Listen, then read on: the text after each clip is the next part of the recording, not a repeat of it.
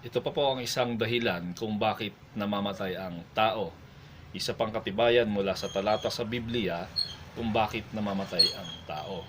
Mababasa natin yan dito sa Roma, Kabanata 5, talatang 12. Ganito ang sinasabi. Kaya sa pamamagitan ng isang tao, ang kasalanan ay pumasok sa sangkatauhan, at dahil sa kasalanan ay pumasok ang kamatayan. Kaya naman, ang kamatayan ay lumaganap sa lahat ng tao dahil silang lahat ay nagkasala. Kaya pinakikita dito, yung isang tao na tinutukoy dito ay tumutukoy sa unang taong si Adan. Dahil sa pagkain niya ng bunga na pinagbawal ng Diyos, siya ay namatay.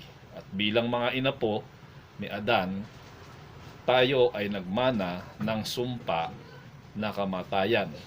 Kaya yan pa ang isang dahilan at katibayan sa Biblia kung bakit namamatay ang mga tao.